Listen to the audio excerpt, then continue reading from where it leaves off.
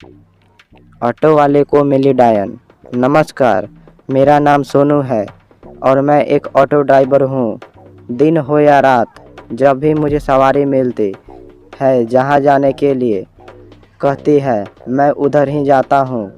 परंतु एक दिन मेरे साथ ऐसी घटना हुई कि अगर मैं उसको याद भी करता हूँ तो फिर मैं दहल जाता हूँ, क्योंकि वह रात शायद मैं अपनी ज़िंदगी में कभी ना भूल पाऊँगा। लेकिन मैं आज आपको उस दिन का सारा हाल बताऊंगा कि क्या हुआ था मेरे साथ। मैं रोज़ अपने घर से 7:30 या 8 बजे करीबन अपना ऑटो लेकर निकल जाता हूँ, क्योंकि मेरे घर में 3 छोटे बच्चे हैं जो स्कूल जाते हैं। उनको तैयार करने, नाश्ता करवा कर स्कूल भेजने में मुझे थोड़ा समय लग जाता है। मेरी पत्नी घर पर नहीं रहती, वह कहीं और रहती है। इस वजह से मैं रात को बच्चों की वजह से ही घर जल्दी आ जाता हूँ। 9 बजे तक अक्सर मैं घर आ जाता हूँ, पर उस दिन मुझे थोड़ा ज़्यादा रात हो गई थी। सवारी को लेकर थोड़ा दूर जाना था, इस वजह से आते आते मुझे लगभग 11:30 बज रहे होंगे। मैंने सोचा अब कहीं रुकना नहीं है, सीधा घर ही जाना है। तो मैं अपने ऑटो को अच्छी तेज़ रफ्तार से चला रहा था, क्योंकि घर भी बहुत दूर था। यहाँ से लगभग 40 किलोमीटर जाना था, इसीलिए मैं बहुत तेज़ी से तो जा रहा था। पर रास्ते में एक बड़ा जंगल भी पड़ता था, जो ख़तरनाक इसीलिए माना जाता था क्योंकि वहाँ हाथी सड़क पर आ जाते थे। कई बार ऐसा होता है, उत्तराखंड के पहाड़ों के जंगल में अक्सर ऐसा हो ही जाता है। मैं इस समय ऋषिकेश डोईवाला के बीच में जो जंगल पड़ता है वहीं से होकर जा रहा था।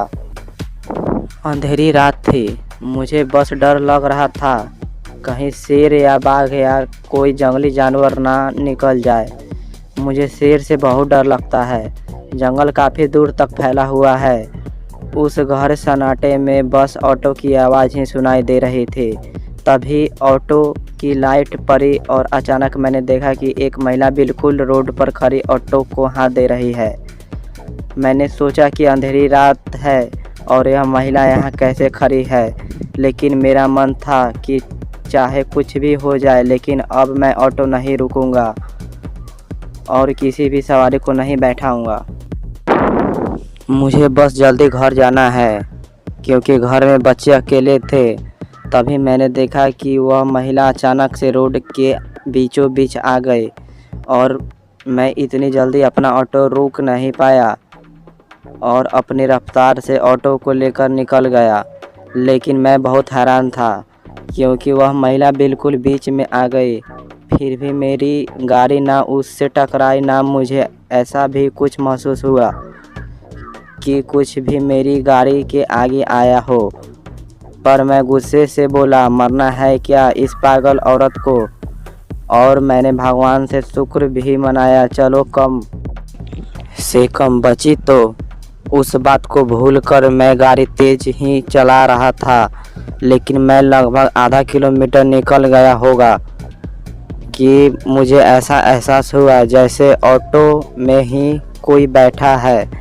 मैंने सामने शीशे में देखा वही महिला जो अभी आधा किलोमीटर पहले हाथ दे रही थी, अब मेरे ऑटो में बैठी हुई है। उस महिला को अपने ऑटो में बैठे देख मैं बुरी तरह से डर चुका था और मैंने सोचा, यह कैसे हो सकता है। मैंने चिल्लाते हुए, तुम कब बैठी? उस महिला ने तुरंत जवाब देते हुए कहा, क्या भैया जी, आपने ही तो गाड़ी रोकी, तब मैं बैठी हूँ।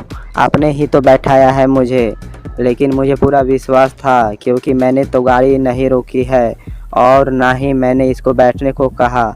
तब यह कैसे बैठी, मैं सोच रहा था। तभी मैंने गुस्से में तुरंत ब्रेक मारी और नीचे उतरा। मैंने कहा, निकलो बाहर, मुझे आपको नहीं ले जाना, मुझे अभी बस घर जाना है। लेकिन उस महिला ने मेरी बात का कोई जवाब नहीं दिया।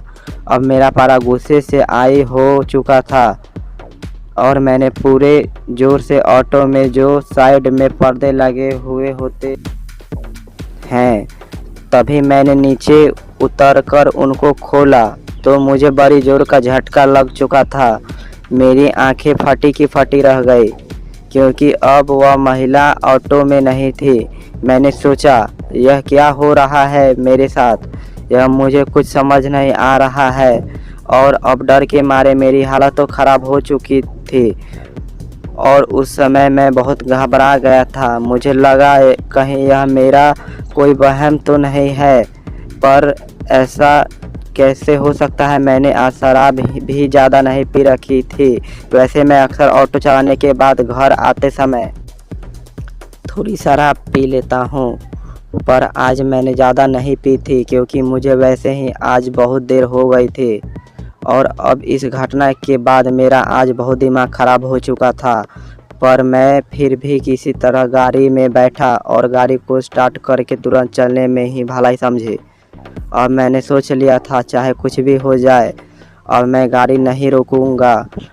और अब मैं गाड़ी को बड़ी तेज़ स्पीड से भगा रहा था। पर शायद आज मेरी किस्मत ख़राब थी, यह फिर होने को कुछ और ही मंजूर था, क्योंकि यह सब बातें भूलकर मैं अब तेज़ी से निकलना चाहता था। खैर, इतना हादसा हुआ है तो भूलना भी आसान नहीं था, लेकिन मैं फिर भी जल्दी इस जंगल से बाहर निकलना चाह रहा था। लेकिन तभी मुझे ऐसा लगा कि मुझे किसी ने पीछे से पकड़ लिया हो और मैं थोड़ा सहम सा गया। और मैंने जैसे ही इस बार पीछे मुड़कर देखा तो अब की बार वही महिला फिर मेरे ऑटो में दिखी, लेकिन इस बार उसका चेहरा बड़ा ही भयानक था और ख़तरनाक। उसने मेरी गर्दन पर हाथ रखा हुआ था। उसको देखकर मानो मेरी सांस ही रुक चुकी थी और उसने मुझसे बड़ी भयानक आवाज़ में कहा, क्यों भैया जी, हमको नहीं ले जाओगे? हमको क्यों नहीं ले जाओगे? चलो कोई बात नहीं, अब हम ले जाएंगे आपको, अब तुम चलोगे मेरे साथ। उस महिला का इतना ही कहना था। मेरे हलक से आवाज़ भी नहीं निकल पा रही थी। तभी वह महिला पीछे की तरफ बड़ी ज़ोर से खींचने लगी। यह सब देखकर मैं अपने आप को संभाल नहीं पा रहा था। तभी मुझे ऐसा एहसास हुआ कि मेरी गाड़ी किसी चीज़ से बहुत तेज़ जाकर टकराए और अभी मेरी आंखों के आगे अंधेरा सा हो गया। और जब मुझे होश आया तो मैं पास के ही रूबन हॉस्पिटल में था। मेरे सर पर 14 टाँके लगे और अंदरूनी चोट भी लगी।